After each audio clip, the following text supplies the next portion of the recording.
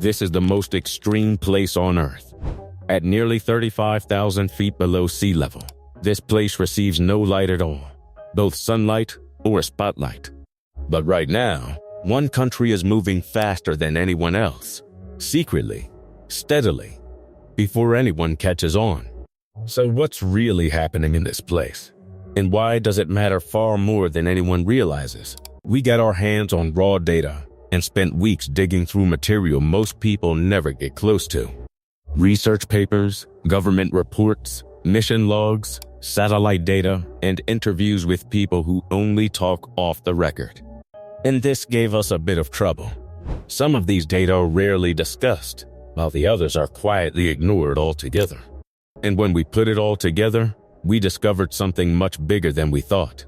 This isn't a regular science story. A quiet shift in power is happening right beneath the surface, and no one is talking about it. Where are we? But before we start talking about it, let's zoom out a little, all the way back to the Western Pacific, east of the Mariana Islands. On a map, it looks like a thin line, almost nothing. But underneath, it is one of the most violent places on Earth, where one tectonic plate is being forced beneath another, and the ocean floor suddenly drops away. The Mariana Trench is not a canyon. It is a tear in the Earth's crust, and it keeps going down. Now let's go deeper into this dark trench itself. There are several layers before we reach the Mariana Trench.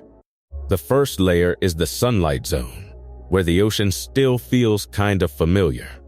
Light filters through, colors shift, and life looks ordinary. Coral gardens, schools of fish. It's a world you can almost believe is endless. But then the light fades, slowly, and the twilight zone begins. As you hit this layer, the water turns cold. The creatures get longer, thinner, and almost ghost-like. Their eyes are huge, or they have no eyes at all. But most importantly, the pressure starts to build on and around you, like a hand pressing harder and harder on your chest. But we're still not there yet. Let's go even deeper now, into the midnight zone. In this zone, everything is pitch black. No single ray of sunlight. In this zone, it is total darkness. The only light comes from the creatures themselves, flickering like distant stars, and the water feels endless, like falling through a black tunnel that never ends. And unfortunately, the water pressure here is already brutal, like 100 times more brutal than what we feel at the surface. But just below this zone is the final layer. This is the Hadal zone, the trench itself, the bottom of the ocean, nearly 11,000 meters down. This is a place where the seafloor is folded and crushed, where the water is cold enough to slow time, and where the pressure is so intense it is like a full-grown elephant standing on your fingertip. This is where the world ends, and where our story for today begins. History is scarcity. For decades, the Mariana Trench was a place people talked about, not a place they visited. It was mysterious and mostly symbolic of the limit of human advancement, until the 1900s.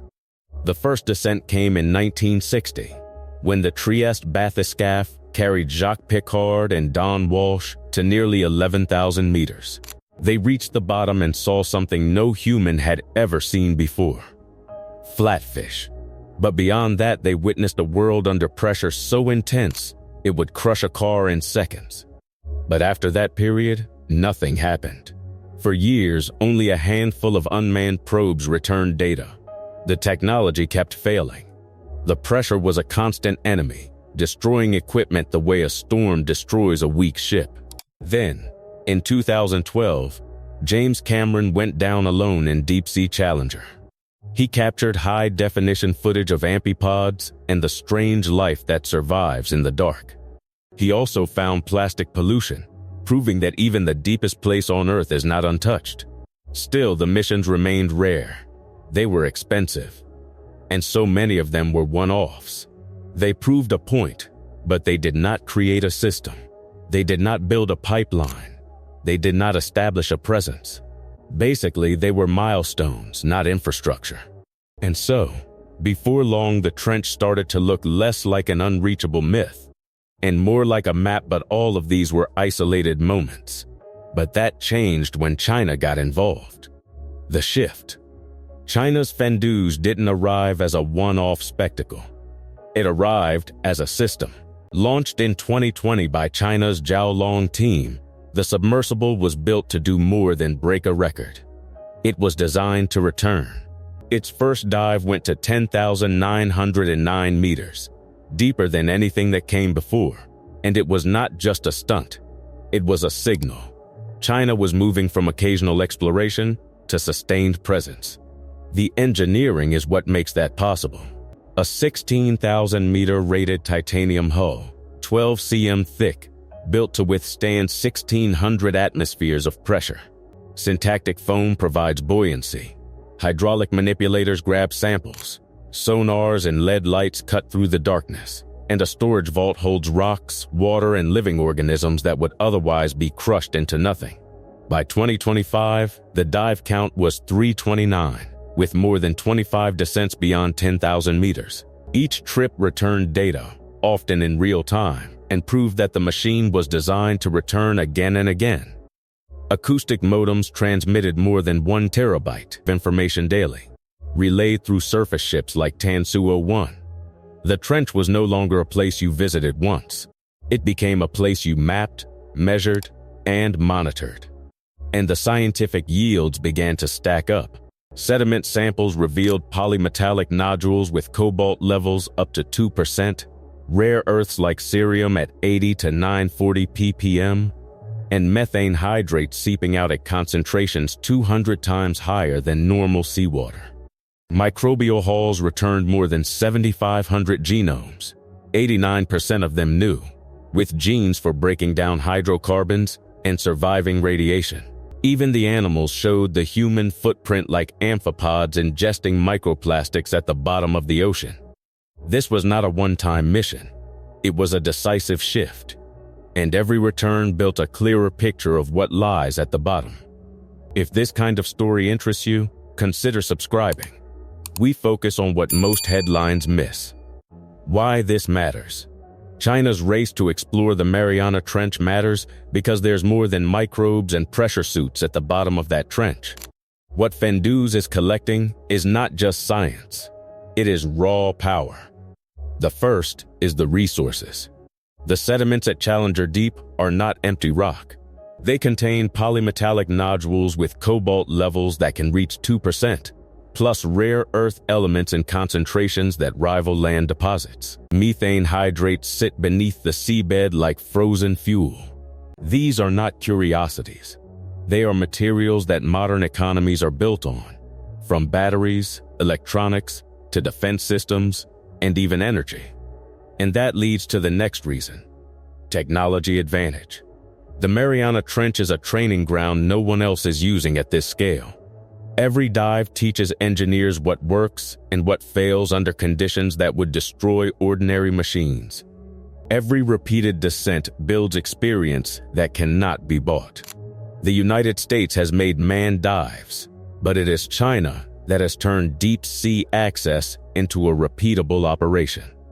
That kind of operational mastery is a strategic asset, not just a scientific achievement.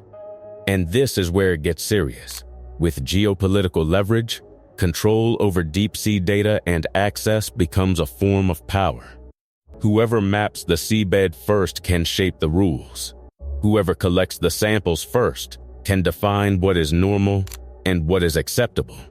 If China can keep returning, keep collecting, keep building its datasets, it gains the ability to push extraction rules in its direction. It gains influence over the International Seabed Authority, and it gains leverage over countries that rely on these minerals. So who exactly decides how this is used? Security and control. Officially, the Mariana Trench is still a zone of science. In theory, it belongs to the world under the rules of international law. But it could also become a new front line. The first sign of that shift is the infrastructure quietly moving into place. China has already secured 92,000 square miles under International Seabed Authority contracts. giving it the right to explore and potentially extract resources on a scale no other nation matches. Those contracts are not just permits. They are a legal foothold, a way of shaping the future before anyone else can respond. At the same time, the United States is pushing into nearby seamounts within the CNMI, exclusive economic zone, where cobalt crusts and platinum sit under the seabed. BOEM is planning exploration, and the move is being framed as resource security. But it also signals something deeper, a recognition that the deep sea can be controlled, and that control matters. But in the background, other powers are moving too. Japan is expanding rare earth mud mining, while India has poured billions into deep-sea research. The competition is no longer limited to science. It is about who can build the infrastructure, the ships, the vehicles, the mapping systems, and the legal networks needed to dominate access. Unmanned rovers and autonomous vehicles are not only mapping the seabed. They are gathering data that could be used for more than geology. Underwater monitoring can reveal ship movements, cable routes, and even the placement of military equipment. The trench may be remote, but it sits beneath the routes that connect the Pacific. In a world where choke points are already a strategic obsession, the deep ocean becomes another space where power can be projected and denied. So while the official story remains an exploration, the implications are far darker. The trench is becoming a controlled zone, and the first country to master it may decide who gets access and who is locked out. Where we're headed. The problem with the Mariana Trench really isn't about one country sending a submersible to the deepest point on Earth anymore. No, it's about who controls the information, the maps, and the rules that govern the extraction of resources nobody has ever been able to reach at scale. And for this, access is just the beginning. What matters now is the ability to return, to repeat, to build a system that makes the trench a consistent part of national strategy. China is already moving faster than anyone else. Hundreds of dives, thousands of hours of footage, and an expanding archive of ecological and geological data are not just scientific achievements, but are the foundation of long-term dominance. Meanwhile, other nations are watching and reacting, though they're not leading. As we speak, the United States is mobilizing around seamounts and exclusive economic zones. Japan is also racing into rare earth mud, and India has started investing billions into breaking their own grounds with the trench. But none of them have built the same level of sustained presence in the Hadal zone as China has done. The trench is becoming a new arena for power projection, and the first nation to turn it into infrastructure will set the standards everyone else has to follow. The maps, the data, the mining rules, the technology, the alliances, all of it will be shaped by whoever moves fastest. And if that nation also controls the narrative, then the rest of the world will be forced to negotiate from a weaker position. So the question is no longer whether the trench matters, it's who gets to decide what it becomes. The Mariana Trench is a living system that took millions of years to form, and it is already showing signs of human impact.